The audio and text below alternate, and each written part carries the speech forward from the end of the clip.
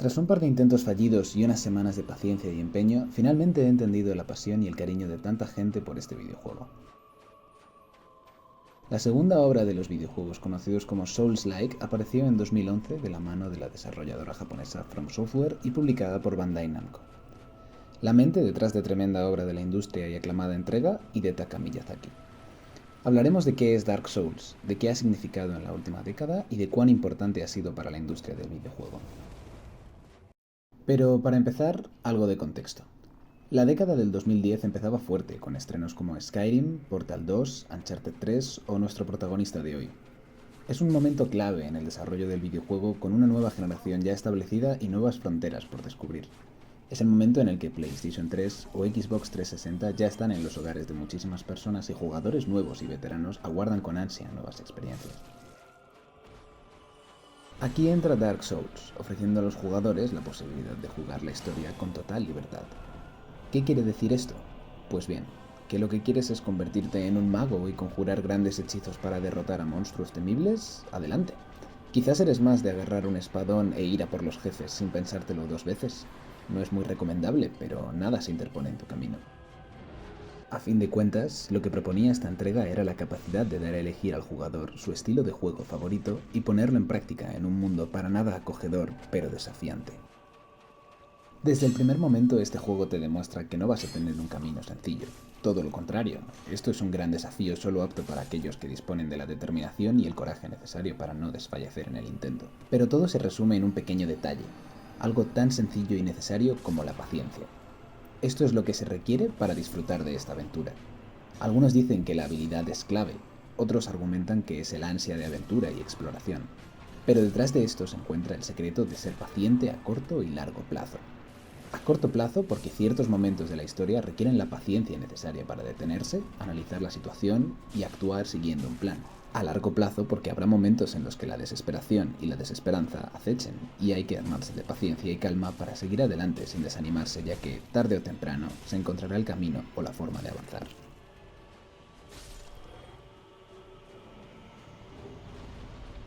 Pero antes de meternos de lleno en la trama, hablemos del gameplay.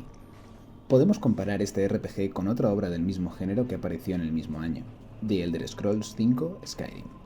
Ambos videojuegos comparten ciertas similitudes. Sin embargo, nuestro caso de ejemplo le da unas cuantas vueltas a la obra de Bethesda en ciertos campos. El más notorio es el del combate.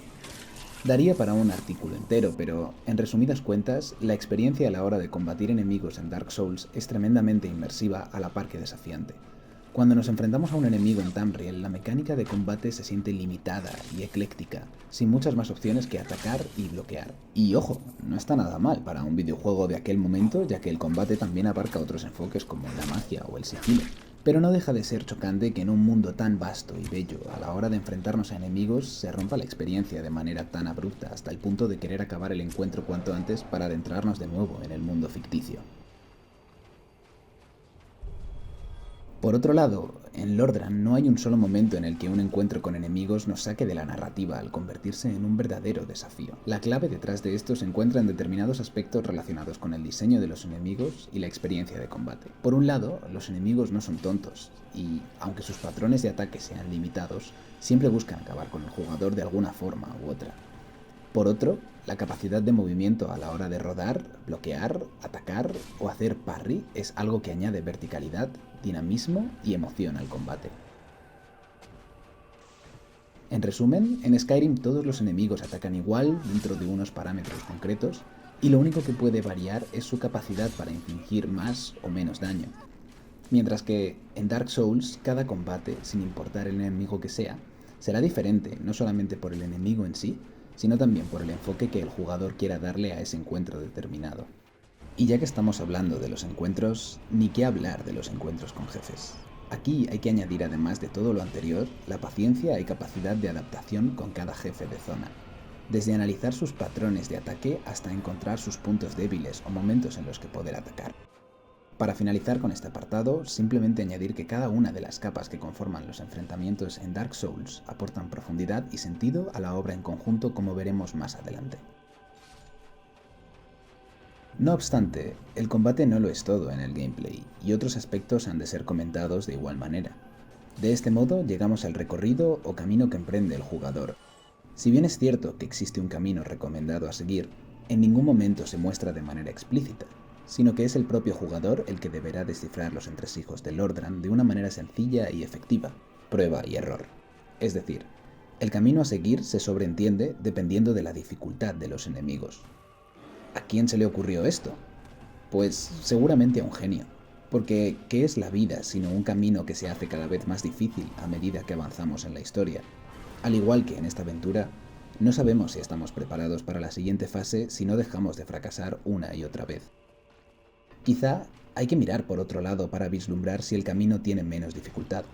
Eso sí, en ningún momento se bloquea el camino, simplemente se vuelve más difícil o menos asequible, pero la decisión final recae en el jugador, y ahí también reside la magia de este juego.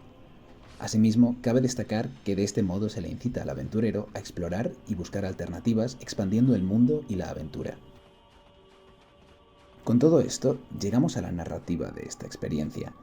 Y bien, ¿qué cinemáticas y narradores nos muestran la historia de Dark Souls?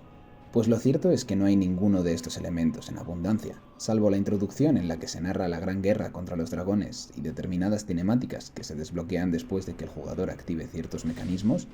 No hay nada que nos narre la historia que se va desarrollando a lo largo de la aventura. ¿Nada?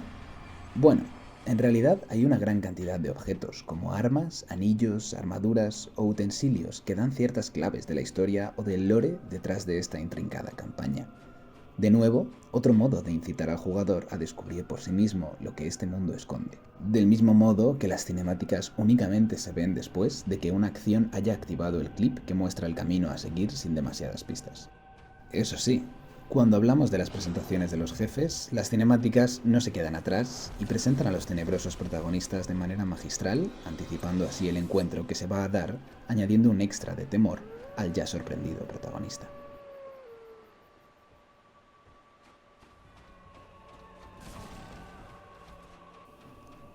Por último, pero sin lugar a dudas, el aspecto más relevante de esta obra es el desafío que propone al jugador. No estamos hablando de un videojuego al uso que permite ajustar la dificultad en pos de facilitar o dificultar la experiencia. Al contrario, la dificultad es la que es, y no hay más. Si no se desea emprender una aventura desafiante y extremadamente agotadora, no merece la pena intentarlo siquiera, pues es el hecho de conseguirlo de ese modo, y únicamente de ese modo, lo que hace que la experiencia merezca la pena.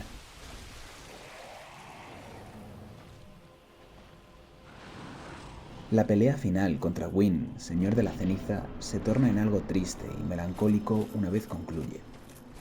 Pero ¿a qué se debe esto si el combate final es presupuesto como el combate más difícil y exhaustivo? Pues no deja de ser un compendio de elementos como la música sencilla a base de unas teclas de piano, pero unas teclas que hacen resonar la cavidad de la cueva en la que se encuentra, solitario y abandonado. Un escenario gris, apagado, pero embravecido con llamas y fuego. Un clímax perfecto para una historia dura, larga, llena de desgracias y de triunfos al mismo tiempo. Es un desenlace amargo como el destino de Gwyn, pero completo tras la victoria final. Es a fin de cuentas una conclusión apagada, con un viajero cansado pero orgulloso de su hazaña, con un recorrido desolador pero exuberante, con una historia amarga pero apasionante.